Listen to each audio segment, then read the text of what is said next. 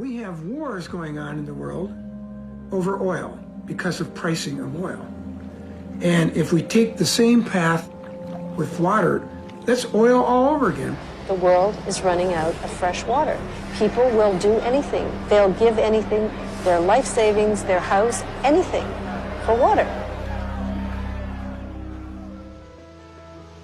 Traditionally, water has been delivered as a public service by governments. But in the last 10 years, 3 major water companies from Europe have started delivering water on a for-profit basis in many parts of the world. They are very powerful. They're all among the top 100 corporations, Fortune 500 companies. They're very wealthy. They're growing very fast. And basically, developing countries, poor countries, are being forced all over the world to hand over basic control of their water systems to a for-profit multinational from Europe or far away. Suez is one of the 2 world leaders in the water distribution, water treatment in the world. I'm working with a French company, a large water operator called Vivendi Environment. We are active in more than 100 different countries. We are active since 150 years. So we are a very long-term operator in water business. El objetivo de la privatización fue el de dotar del servicio de agua potable y alcantarillado en las ciudades de La Paz y El Alto. Pero durante todo este proceso evidenciamos que solamente en la ciudad del Alto quedan excluidos 208,000 personas del servicio de agua potable.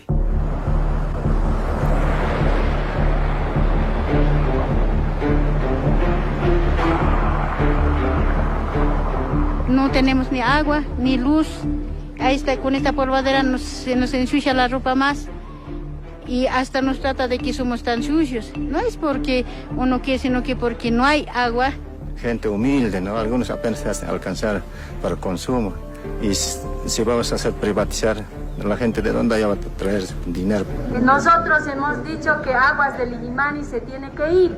Vecinos no tienen agua, no tienen alcantarillado. Como ustedes posiblemente se han enterado mediante la prensa en sus países, nosotros aquí en Bolivia estamos llegando a sufrir. Pueden comprarle a nuestro dirigente, pero no nos van a comprar a todos. This is a country in which nearly 1 out of every 10 children will die before the age of 5. And most of those deaths are related to illnesses that come from a lack of clean drinking water. So when people of El Alto say enough with water privatization, it's because if they don't have access to clean drinking water, their children's health is at risk.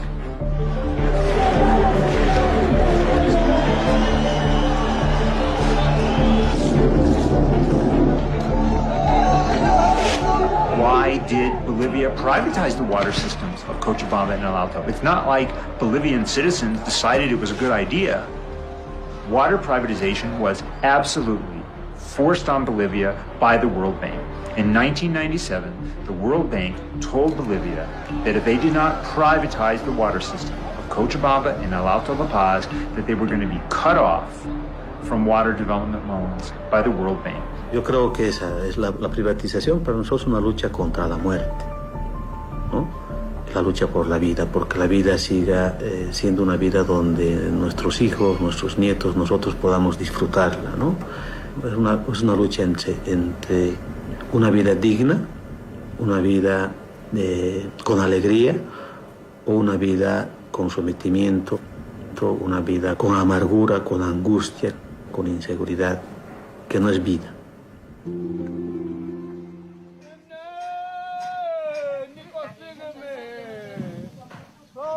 Ngo-2000 ngoSeptember mhla 19 wagula waphathwa yisisu. Shuthi wagula nje 3 days. Shuthi kwakwenziwa amanzi siwasebenzisayo. Amanzi nje angahlanzekile sasiwakhe emfuleni.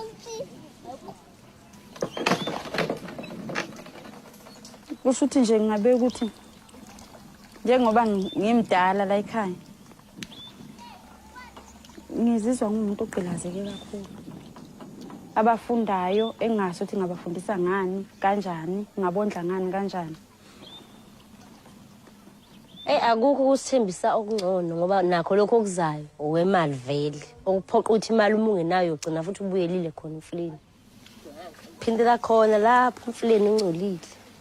Bake bafika basitshela ukuthi funa mangabe sibuye kowakha siwenze njani. Kokungabe ezempilo. Futhi akwenele ngoba manje ngisho ungawakha nakho vele lokho abathi asikusebenzise kuyimali. Imali mayingekho akho into ongayenza. Kuyikho ukuthi vese phuze wona enjengoba enjalo.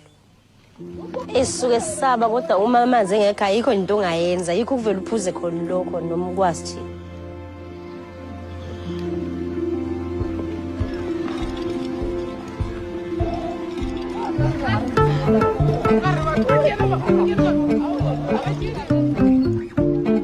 We have waiting here 5 hours. Sometimes that water comes, sometimes they don't come. Sometimes we can spend 4 weeks without water. Yeah, every day we can come and open. Nothing, there's nothing.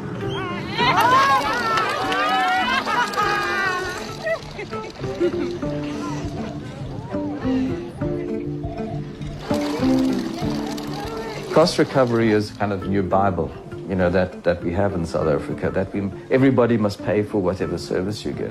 And for rich people, that's obviously not a problem. But when it comes to the really poor, you wouldn't believe it, but 5 rand, which is less than $1, is a lot of money for rural communities. So you find that the poorest of the poor, they're only taking 1 bucket, but if you work out how much they paid for that bucket, it's actually more than a richer person would have paid in an urban community for that water, and it's unjust.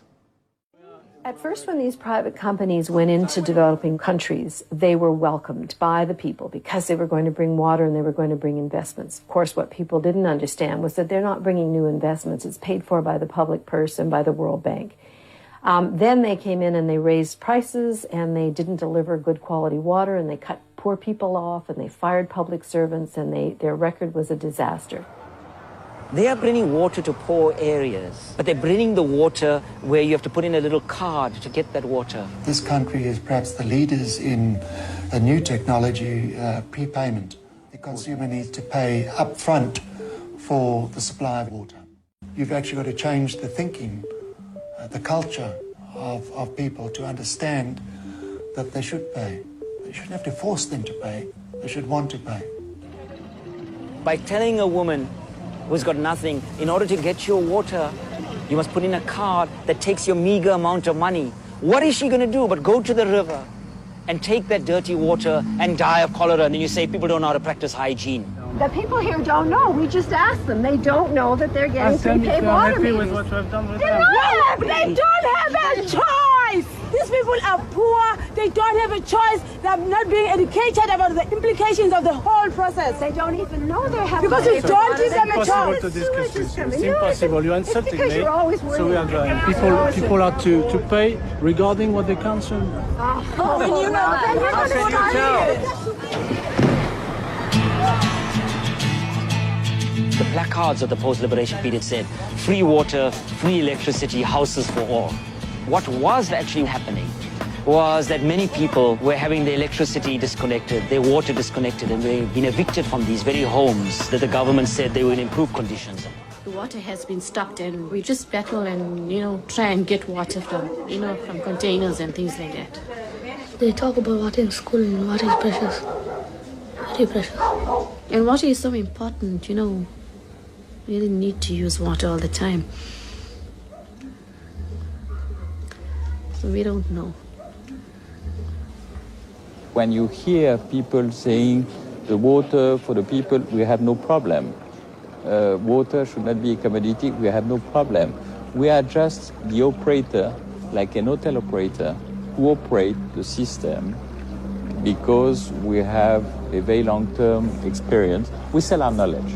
We have the know-how, we have the technology. We know how to organize very big networks bringing water to the homes. Today, more than 30,000 people are dying every day from water disease. The ideal objective would be to bring clean water to everyone. C'est des sociétés qui ont été créées il y a 150 ans, par des banquiers. C'est ça qui est important de savoir. There are private corporate interests that have decided that water is going to be put on the open market for sale. It's going to be commodified and treated as any other saleable good. The dream of pure water for all is within reach for the humankind.